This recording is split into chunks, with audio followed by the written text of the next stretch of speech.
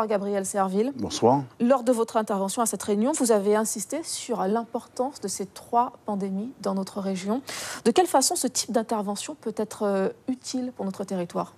Alors, je voudrais rappeler que mon intervention était faite en tant que député de la France, puisque j'étais le seul député français, avec d'autres députés de pays francophones. Et bien évidemment que j'ai eu à rappeler le contexte national français, mais je profite effectivement de chacune des opportunités qui me sont offertes pour en revenir sur le cas de la Guyane qui s'inscrit de manière très atypique dans le contexte français. Là où on voit en France hexagonale la maladie reculer depuis quelques années, bien sur le territoire de la Guyane, on est sur une pente ascendante, on est sur une dynamique inverse. Alors il ne s'agit pas bien évidemment d'alerter, il ne s'agit pas d'être dans la panique, mais il faut regarder cette maladie droit dans les yeux parce que c'est la maladie infectieuse la plus meurtrière au monde. Et donc, il y a des cas sur le territoire de la Guyane, on le dit souvent, la maladie de la pauvreté. C'est une maladie qui touche souvent des personnes seules, des personnes âgées, des personnes qui sont en situation de grande précarité. Et donc, je crois qu'il y a un travail à faire pour que politiquement, on arrive à éradiquer la pauvreté. Et je pense qu'à travers le travail de dépistage qui est fait par les services de santé, qui font un très, très gros boulot sur le territoire, j'espère qu'on arrivera à éradiquer définitivement cette maladie sur notre territoire. La solution n'est donc pas uniquement dans le champ de la santé. Gabriel Serville, autre dossier que la rédaction souhaite aborder avec vous, il s'agit du projet de loi sur la fin de la recherche et de l'exploitation d'hydrocarbures.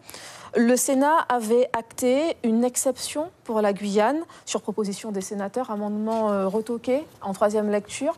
Qu'est-ce que ça veut dire ? Il n'y a plus aucune marge de manœuvre pour la Guyane ? Ça veut dire qu'on va certainement revenir à la case départ, à savoir une loi qui est écrite, qui est votée par la majorité, mais qui ne tient pas compte des problématiques de la Guyane et qui surtout ne permet pas aux élus de la Guyane de s'exprimer. D'ailleurs, en première lecture, j'avais dit mon étonnement et j'avais dit au ministre Hulot à quel point je considérais que ce manque de dialogue avec les élus de la Guyane relevait du plus profond mépris, ce à quoi il m'avait répondu que ça n'était pas du mépris et que son cabinet se serait engagé à se mettre en relation avec les élus de la Guyane pour aller vers une économie qui soit plus verte que les hydrocarbures. Maintenant, je sais que nos collègues parlementaires, nos collègues sénateurs ont fait un gros travail pour remettre la Guyane dans le bon chemin. Ce que je crains, c'est qu'arrivé en 2e lecture à l'Assemblée, eh bien que le ministre Nicolas Hulot ne revienne sur la décision qu'il avait prise initialement d'écarter la Guyane. Donc je serai dans l'hémicycle mercredi après-midi. D'ailleurs, j'ai introduit une motion de renvoi en commission. Je vais prendre la parole pour expliquer à nouveau que la situation économique de la Guyane fait que, sans aller vers le tout hydrocarbure, il y a possibilité de trouver un chemin intermédiaire entre la protection intégrale de l'environnement et ceux qui veulent effectivement aller vers le tout hydrocarbure. Je suis convaincu que l'on peut trouver une phase intermédiaire entre les deux et je prendrai le temps de l'expliquer au ministre.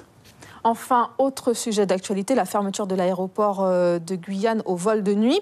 Vous avez écrit à la ministre des Transports pour lui suggérer la mobilisation des aiguilleurs du ciel de l'armée. Oui. Qu'en est-il ? J'attends d'être reçu par son cabinet. Je pense que ça sera entre mercredi et jeudi.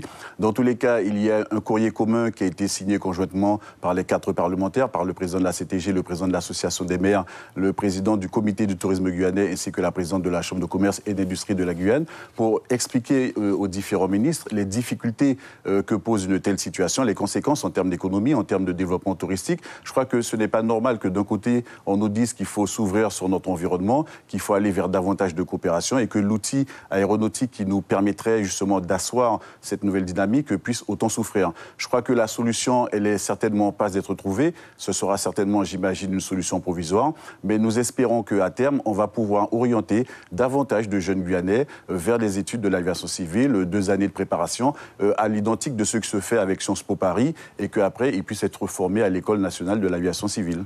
Justement, à ce sujet, formation de nos jeunes, à qui la faute finalement si nous en sommes là ?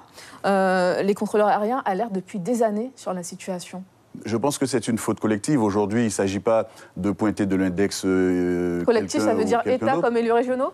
Je pense que c'est nous tous, c'est les parlementaires, ce sont les élus, ce sont les collectivités, ce sont les établissements scolaires, ce sont aussi les parents, ce sont les enfants, c'est tout le monde. C'est notre société qui n'a pas toujours réussi à permettre à notre jeunesse de regarder dans la bonne direction. Et il faut, hélas, qu'à chaque fois, il y ait ce genre de difficultés pour que nous arrivions à nous poser les justes et les bonnes questions. Maintenant, sans chercher à savoir quels sont les coupables, je suis persuadé qu'il y a une solution que l'on peut trouver de manière provisoire. Je sais qu'il y a une réunion de travail aujourd'hui. Et j'espère que demain matin, dans les journaux, on va annoncer la solution provisoire qui aura été trouvée. Mais il faudrait que nous puissions travailler avec cette jeunesse pour que, sur le long terme, sur le moyen et le long terme, on ait davantage de jeunes qui soient détectés, qui puissent aller vers la formation et qui aient envie de revenir, surtout en Guyane, avec le diplôme en poche. Parce que je crois comprendre que l'une des difficultés que rencontre aujourd'hui l'aviation civile, c'est le manque d'attractivité du territoire. Il y a des postes qui sont pourvus, les postes budgétaires apparemment existent, mais il n'y a pas suffisamment de personnes pour venir les occuper.